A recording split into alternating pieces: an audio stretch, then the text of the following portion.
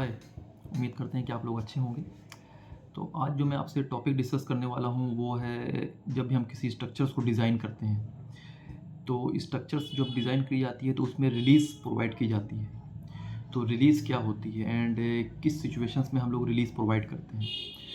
तो देखो, जनरली क्या होती है कि जब भी किसी भी स्ट्रक्चर्स को हम लोग डिज़ाइन करते हैं, सपोज़ दैट हम लोग with the help of E tabs से हम लोग किसी स्ट्रक्चर्स को डिज़ाइन कर रहे हैं, तो उसमें क्या होता है, मेंबर में हम लोग रिलीज़ प्रोवाइड करते हैं, वो भी सेकेंडरी मेंबर में। अब सेकेंडरी मेंबर क्या होती है, सपोज़ दैट आपके पास 2 कॉलम है, तो 2 कॉलम के बीच में बीम है, एक बीम जो 2 कॉलम से कनेक्टेड है और उस बीम से दूसरी बीम कनेक्टेड है, तो दैट इज़ कॉल्ड, जो दूसरी बीम कनेक्टेड उसे हम लोग सेकेंडरी बीम कहते हैं।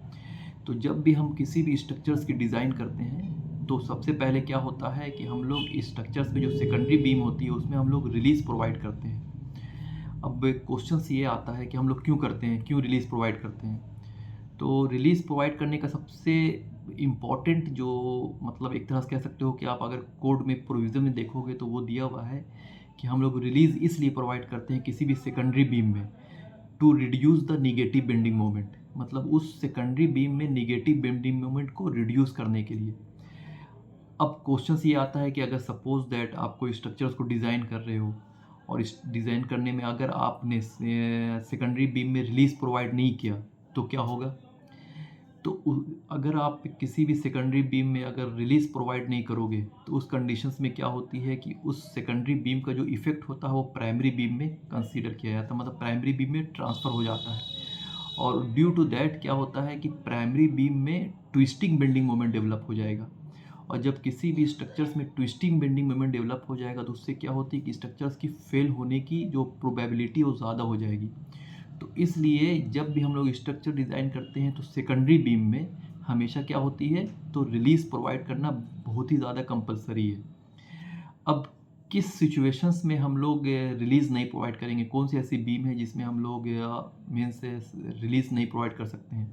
तो कैंटिलीवर बीम, ठीक है। कैंटिलीवर बीम में कभी भी मतलब कैंटिलीवर बीम अगर आपके पास रहा तो कैंटिलीवर बीम में कभी भी रिलीज़ प्रोवाइड नहीं किया जाता है। अब क्यों?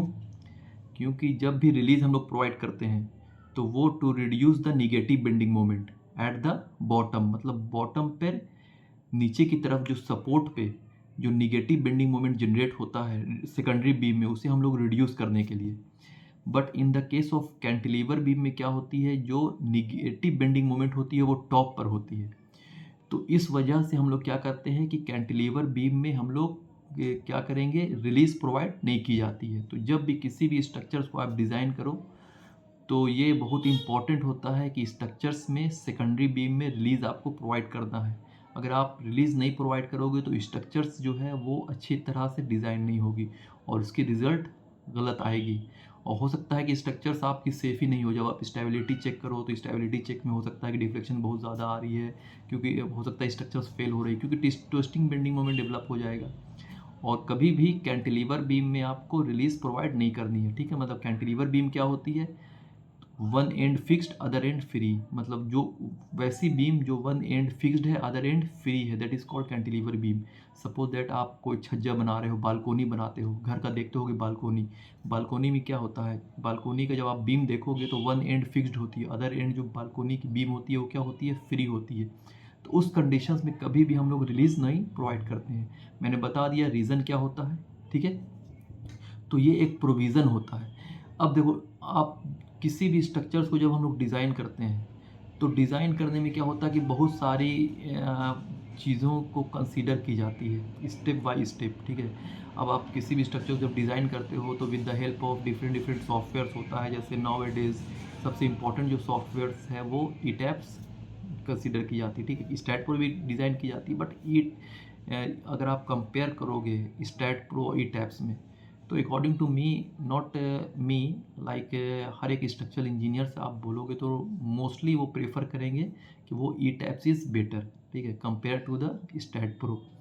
तो जब भी किसी भी स्ट्रक्चर को डिज़ाइन करते हैं तो डिफरेंट डिफरेंट सॉफ्टवेयर्स भी कंसीडर की जाती है डिज़ाइन करने में, लाइक ऑटो कैड यूज़ की जाती है, ई टैप्स डिज़ाइन यूज़ की जाती है, उसके साथ साथ सैप 2000 यूज़ की जाती है, सेफ यूज़ की जाती है, उसके साथ साथ फिर आप उसकी डिटेलिंग करते हो। तो डिटेलिंग में क्या होता है, तो डिटेलिंग में जब हम लोग डिज़ाइन कर लेते हैं तो उसके बाद उसकी डिटेलिंग दी जाती है। तो डिटेलिंग डिफरेंट डिफरेंट सॉफ्टवेयर से आप कर सकते हो, लाइक टेक्ला से कर सकते हो, लाइक RCDC सॉफ्टवेयर्स होता है उससे आप कर सकते हो, डिफरेंट डिफरेंट सॉफ्टवेयर होता है, लाइक ऑटोकैड से आप कर सकते हो, लाइक रेविट आर्किटेक्चर से कर सकते हो। तो ये आप पे डिपेंड है कौन सी सॉफ्टवेयर, लेकिन मैं जो यूज़ करता हूँ वो ऑटोकैड यूज़ करता हूँ डिटेलिंग के लिए। तो आई होप आपको समझ में आ गया होगा कि रिलीज़ क्या होती है और क्यों प्रोवाइड की जाती है। Okay, thank you so much.